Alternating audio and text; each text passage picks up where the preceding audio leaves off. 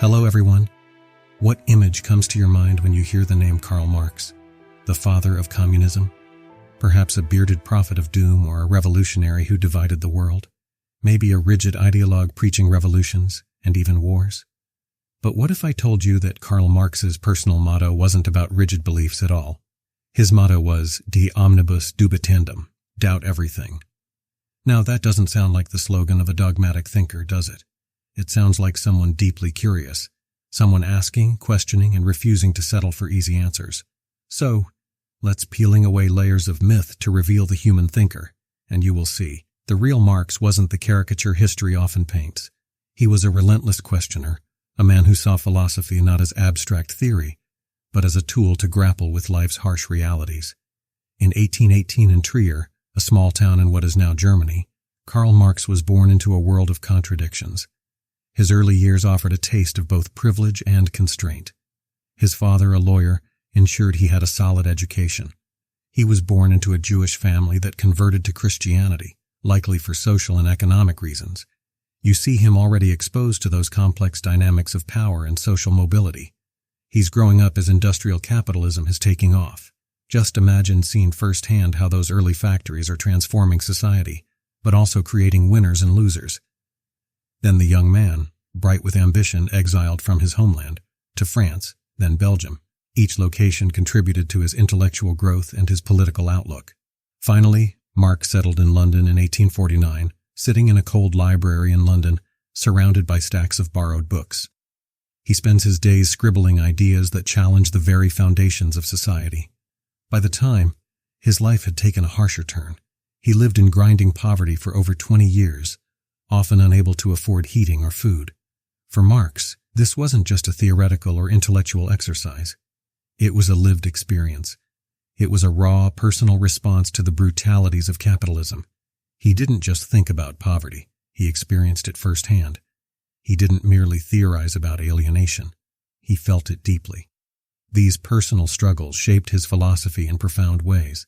Like a lens through which he saw the brutalities of the system, his critique of capitalism remains one of the most profound analyses of the economic systems of his time, one which continues to resonate today. Through his works, particularly Das Kapital and the Communist Manifesto, Marx dissected the mechanisms of capitalism, revealing how it operates, its internal contradictions, and its impacts on human lives. So here's the question for us. If Marx could see these realities so clearly in the 19th century, how do we see them today? When we look at our work, our society, our world, do we see systems that serve us, or systems that demand we serve them? Think about it. Why does inequality persist in a world that's wealthier than ever? Why do crises, financial, environmental, social, seem to erupt as if they're baked into the very systems we live under? And why do so many of us feel disconnected from our work, like cogs in a machine rather than creators of something meaningful? Or are we, as Marx might say, alienated from it all?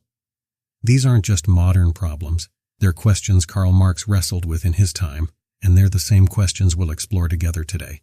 Not to preach, not to impose, but to think, to wonder, and yes, to doubt.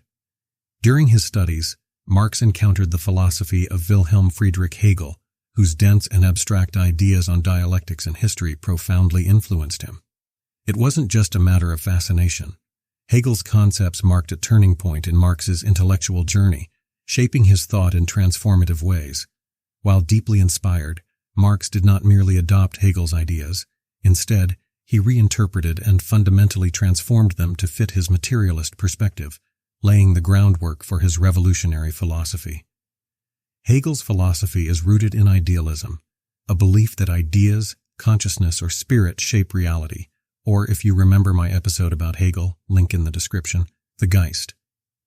In contrast, Marx turned Hegel's system on its head by emphasizing materialism, the idea that material condition, economic systems, labor, and social structures determine human life and thought. To understand this transformation, let's explore how Marx reimagined Hegel's framework for his own revolutionary theory. Hegel believed that history is a process of unfolding and developing consciousness, which he called the absolute spirit. For Hegel, everything, society, art, politics, emerges as manifestations of this universal spirit seeking to know itself.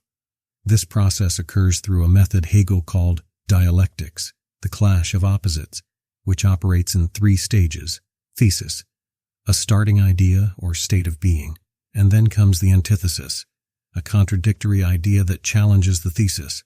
Finally, synthesis, a resolution that incorporates elements of both, creating a new stage of development.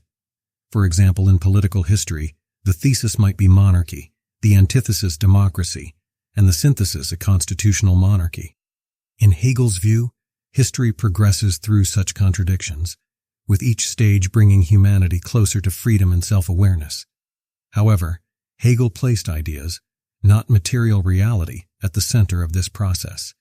To him, the material world was simply an expression of the absolute spirit's evolution. While Marx admired Hegel's dialectical method, he rejected the idealist foundation upon which it rested. For Marx, it wasn't ideas or consciousness that shaped history, but the material conditions of life. In other words, human beings do not think themselves into a new reality. Rather, their economic and social existence shapes their thoughts and ideas. So our ideas, our beliefs, even our art and culture, they're not just floating around randomly. They're shaped by material conditions.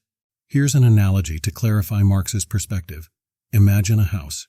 For Hegel, the roof, representing ideas and consciousness, determines the structure of the house. For Marx, the foundation, representing material conditions, holds up the roof and shapes the building. Ideas in Marx's view are a reflection of material realities, not the other way around. So, Marx retained Hegel's dialectical method, but applied it to the material world rather than the realm of ideas. This adaptation became known as dialectical materialism. For Marx, history isn't driven by the evolution of consciousness, but by conflicts within the material conditions of society, especially the relationships between people in the process of production. Marx's analysis begins with what he called the base of society, the economic structure, including the means of production, factories, tools, and resources, and the relations of production, class relationships such as workers and owners. This base shapes the superstructure, the cultural, political, and ideological aspects of society, such as laws, religion, and philosophy. For example, consider capitalism. The economic base, private ownership of factories and wage labor, creates a superstructure that justifies and maintains this system, such as the belief in free markets or the idea that success comes from individual effort.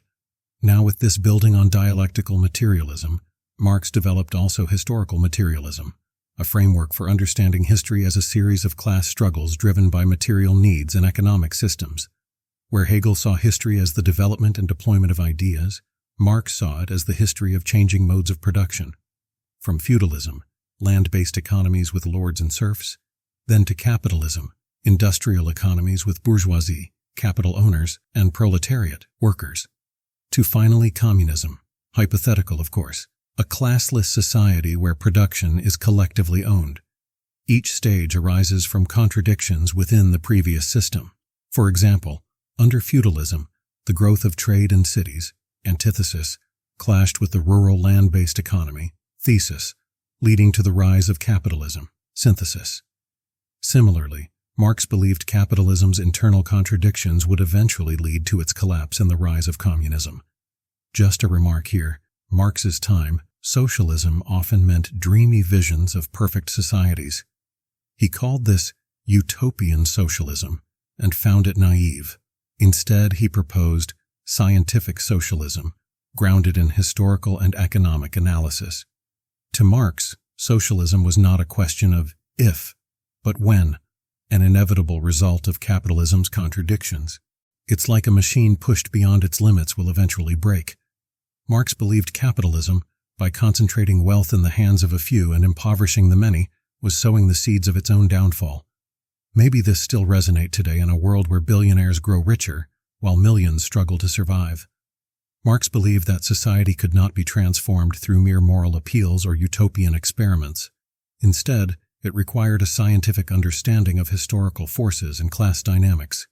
And Marx was conscious that these transformative stages we mentioned take time, from capitalism to communism, as social and economic forces develop gradually beneath the surface.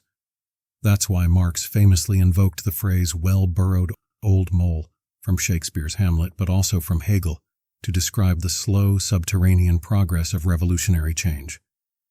For Hegel, the mole represented the work of the negative, a process by which contradictions within reality propel history forward. Marx adapted this concept to fit his materialist view of history. He saw revolutions not as accidents or acts of divine will, but as the inevitable outcomes of deep contradictions within the economic base of society. Just as a mole tunnels unseen beneath the surface, social and economic forces often work invisibly, gradually undermining the foundations of the existing system. Marx saw history as a process in which these hidden forces, class struggles, economic contradictions, and the growing awareness of the working class, eventually erupt in transformative moments. Marx's old mole is not the spirit that speaks, but the revolution that grubs, a force burrowing underground, unseen, symbolizes the persistence of revolutionary energy, digging beneath the surface of society until the right moment arrives to break through and bring about a new era. This metaphor captures Marx's belief that even when change seems dormant, the groundwork for revolution is being laid under the surface, ready to reshape the world and then, all at once, transformative. But at the heart of this transformation lies a simple Marxist idea. The story of humanity is the story of labor. The human beings are unique because of their ability to transform the world around them through productive activity, what Marx calls labor. By labor, Marx didn't just mean work in the narrow sense of employment or manual tasks. He referred to the fundamental human activity of shaping the world. Labor, for Marx, defines humanity's relationship with nature and society. It is not merely a means of survival, but a deeply creative and transformative process through which individuals express themselves, create value, and forge connections with others. Now, imagine a world without work. No buildings, no food, no art, and no science. For Marx, labor is not just about earning a living. It's the essence of what makes us human. Unlike animals, which work instinctively to meet immediate needs, humans have the capacity to labor with intention and imagination. Take the example of building a house. For an animal, a shelter is a temporary structure driven by necessity. For a human, building a house involves planning, creativity, and purpose. The finished home is not just a functional space, but a reflection of our ingenuity and an expression of who we are. This capacity to envision and create is what enables us to shape the world, and in doing so, shape ourselves. For instance, a farmer doesn't just grow food, they create life, transforming barren fields into fertile grounds. They experiment with seeds, innovate irrigation methods, and nurture the land to feed not just themselves but entire communities. Their labor is a testament to human creativity, reflecting what Marx calls our second nature, the transformation of the world through our effort and imagination. Now hear the thing. What happens when this farmer loses control over their work? When the land belongs to a corporation, the seeds are patented, and every decision, what to plant, when to harvest, and how to farm, is dictated by a distant manager. The farmer's labor, once an act of creation and connection, becomes hollow, a mechanical routine dictated by forces outside their control. They are no longer a creator but a cog, alienated from their work, their peers, and their own humanity. This story of the farmer is not isolated. It echoes in factories, offices, and warehouses. It is the story of alienation, a major concept Karl Marx developed by transforming Hegel's abstract idea of estrangement into a materialist critique of capitalism. For Hegel, alienation is a separation from the absolute spirit, a failure to recognize oneself as part of a larger, rational process. For him, it was a condition of consciousness, a philosophical issue tied to understanding our place in the world. Marx, however, brought this lofty idea down to earth. Alienation, he argued, wasn't just a philosophical condition, it was a material reality. It wasn't about spirit or consciousness, but about the worker's experience in a capitalist system. Under capitalism, Marx argues, workers experience alienation across multiple dimensions. Let's return to our farmer and explore how these layers of alienation unfold. Our farmer, now working under corporate directives, no longer owns the crops they grow. These crops are shipped to markets they will never see, sold for prices they do not set, and profited from by people they have never met. This is the first form of alienation. Alienation from the product. The fruits of their labor are not theirs, stripping the act of farming of its deeper meaning. The process of labor itself has also changed. The farmer follows a rigid schedule, using prescribed methods that prioritize efficiency over creativity. Farming, once a dance with nature, becomes a monotonous grind, a routine dictated by profit margins and quarterly reports. This is the second form of alienation from the act of labor. And what of the farmer's connection to others? They are not part of a community of growers working together to feed their neighbors. Instead, they are part of a competitive system where collaboration is rare. Farmers might be forced to undercut each other on prices or compete for limited contracts with large distributors. This is the third form of alienation from fellow workers. Finally, and perhaps most tragically, the farmer is alienated from themselves. The work no longer feels like an expression of who they are. Their labor does not reflect their values, creativity, or aspirations. They have become a tool, valued only for their output. This is the fourth form of alienation from one's humanity. So, the farmer toiling under capitalism offers a deeply personal but also universal and global lens into the alienation and exploitation that Marx critiqued. Under capitalism, labor becomes fragmented and dehumanizing. The work itself is disconnected from its products and purpose, leaving behind a void, a sense of despair that calls out for transformation. For the farmer, this might manifest as watching their carefully tended grain vanish into a global supply chain, reappearing as bread in distant markets, stripped of its origins. For the call center worker, it could be a day spent navigating irate customers while bound to a script that reduces their creativity and individuality to robotic repetition. The gig driver, meanwhile, might see their life reduced to a series of routes and metrics designed by an algorithm that knows nothing of their humanity. That leads us to one of Marx's most striking insights is the concept of commodity fetishism, which explains how capitalism obscures the labor behind products, turning them into objects of desire disconnected from their origins. For example, when consumers purchase an iPhone, they rarely consider the workers who assembled its components or the miners who extracted the raw materials for its circuitry. The labor invested in production becomes invisible, overshadowed by the sleek design, branding, and perceived status associated with the device. This mystification reinforces alienation, making it difficult for workers and consumers alike to see the exploitation sustaining the system. But overcoming commodity fetishism is not an easy task, because it requires more than changing how we consume. It demands reclaiming the human connections hidden by the marketplace. So, Marx saw this alienation not merely as an outcome of capitalism, but as a systemic and inherent feature that could also become a catalyst for change. While capitalism isolates individuals, it simultaneously creates shared struggles that lay the groundwork for solidarity. This collective experience becomes the foundation for unity.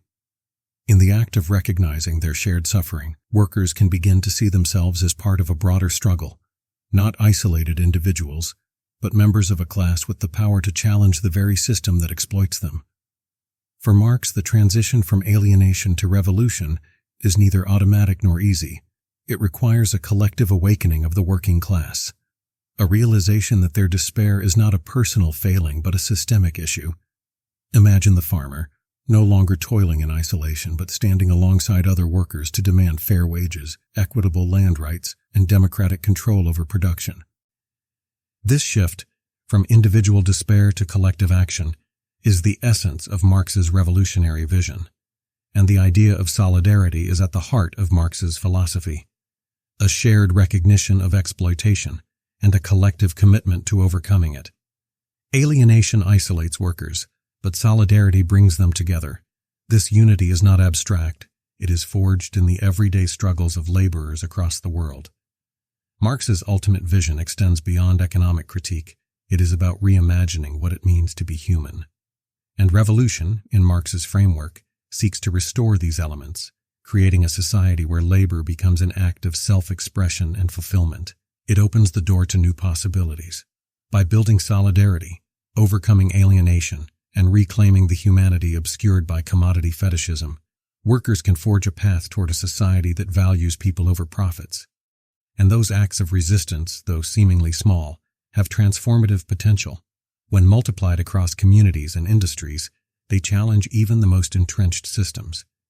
Solidarity gives workers the strength to demand not just better conditions, but a fundamental reimagining of how society operates. This is the first step. But what comes next? How can the momentum of collective action evolve into a system that truly serves human needs and dignity? What kind of structure could replace the cycles of exploitation we seek to overcome? This brings us to a concept that often sparks controversy and misunderstanding: the dictatorship of the proletariat. Far from being a final destination, Marx envisioned it as a necessary transitional phase, a bridge toward a deeper transformation. While the phrase might evoke images of authoritarian regimes, Marx's intent was not to advocate tyranny. Instead, he used it to describe a temporary stage in the movement toward a classless society. In Marx's context, dictatorship referred not to despotism, but to emergency powers granted during crises. The dictatorship of the proletariat, as Marx envisioned it, was a moment when the working class would seize political power to dismantle the structures of capitalism. This phase would not be an end in itself, but a bridge from capitalism to communism. During this transitional stage, class hierarchies would be dismantled, and governance would be decentralized, rooted in direct democracy. Marx believed that as class divisions disappeared, the state, as an instrument of oppression, would wither away, giving rise to a society based on equality and cooperation. I chose not to critique Marx in this episode, and for good reason. Criticizing him is easy, perhaps too easy, especially in a world where capitalism has declared itself the victor. Marx's revolutionary vision is undeniably bold, yet history has shown how difficult, even perilous, its realization can be. The shadow of 20th century socialist experiments, marred by authoritarianism and corruption, looms large, reminding us how noble ideals can be twisted or derailed. But dismissing Marx's philosophy because of these missteps misses the heart of his critique. These failures don't disprove his insights. They challenge us to engage with his work, not as rigid doctrine, but as a source of questions and possibilities. They compel us to unearth the hidden injustices that persist in the modern world and rediscover the humanity so often buried beneath the machinery of capitalism. To speak of Karl Marx is to speak of struggle, not merely against poverty or exile, but against the profound question of what it means to be human in an unjust world. His life embodied the relentless tension between what is and what could be, between alienation and belonging, between despair and hope. We don't honor Marx by blind acceptance, but by engaging with his ideas, questioning them, and applying them to our own time. To live authentically means wrestling with doubt and seeking meaning and change, seeing the world not just as it is, but as it might become. Thank you.